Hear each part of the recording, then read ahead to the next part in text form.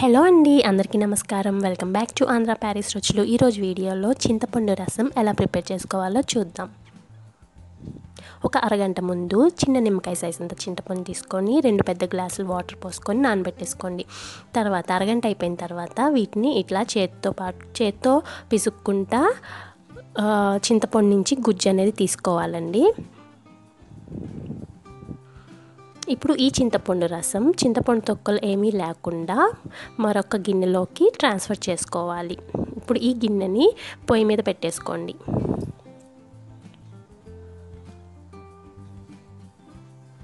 ఇందులోనే 1/2 tea spoon జీలకర్ర, 2 tea స్పూన్ల ధనియాలు,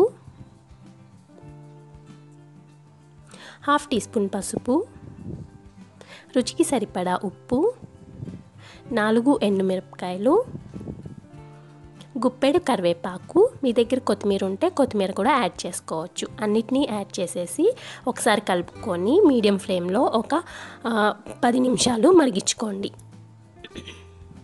మీకు ఇంకొన్ని వాటర్ కావాలంటే యాడ్ చేసుకోవచ్చు.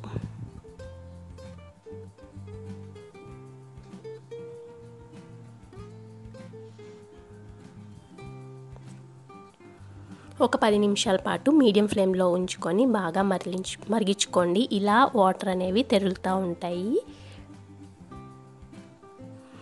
ఇప్పుడు స్టవ్ ఆపేసి గిన్నె పక్కన పెట్టుకొని మళ్ళీ వేరొక గిన్నె తీసుకొని ఇందులో 1 టేబుల్ స్పూన్ ఆయిల్ని యాడ్ చేసుకోవాలి. ఈ నూనె అనేది వేడైన తర్వాత ఇందులో 1/4 టీ స్పూన్ జీలకర్ర వేసుకోండి. ఇందులో 4 చిన్నులపాయ గబ్బాలు కచ్చా పచ్చాగా నూరుకొని వేసుకోవాలి. అలాగే 1 ఉల్లిపాయ చిన్న ముక్కలుగా కట్ చేసి వేసుకోండి. ఇప్పుడు ఈ ఉల్లిపాయ ముక్కలు ట్రాన్స్పరెంట్ కలర్ వచ్చేంత వరకు వేయించుకోండి. తర్వాత ఇందులో కొంచెం కరివేపాకు రెబ్బలు వేసుకొని ఒక 2 నిమిషాలు వేయించుకున్న తర్వాత ఇందులో 1/2 టీ స్పూన్ పసుపు, అట్లాగే 1/2 టీ స్పూన్ ఉప్పు వేసుకొని మరొక 2 నిమిషాలు వేయించుకోండి.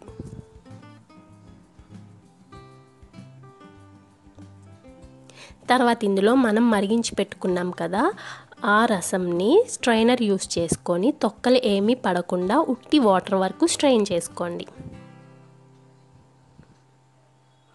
ఇప్పుడు ఇందులో 1/4 టీ స్పూన్ మిరియాల పొడి, 1 టీ స్పూన్ ధనియాల పొడి వేసుకొని అలాగే కొంచెం చిన్న బెల్లం ముక్క కూడా వేసుకొని మరొక 5 లేదా 8 నిమిషాల వరకు మరిగించుకోండి.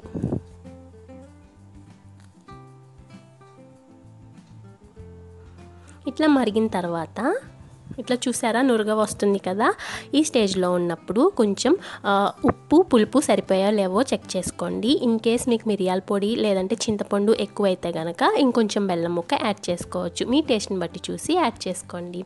అంతేనండి, చూసారు కదా, చాలా సింపుల్ చింతపండు రసం. టేస్టీగా ఉంటుంది. అలాగే ఒంట్లో బాగున్నప్పుడు నలతగా ఉన్నప్పుడు ఈ రసం అనేది నోటికి కొంచెం బాగుండి కొంచెం తినబుద్ధి అవుతుంది అనమాట. సో ఫ్రెండ్స్, మరి ఈ రెసిపీ కనుక మీకు నచ్చినట్టయితే లైక్ చేయండి, షేర్ చేయండి, కామెంట్ చేయండి. అలాగే మరిన్ని వీడియోస్ కోసం నా ఛానల్ ఆంధ్ర ప్యారిస్ రుచుల్ని సబ్స్క్రైబ్ చేసుకోండి.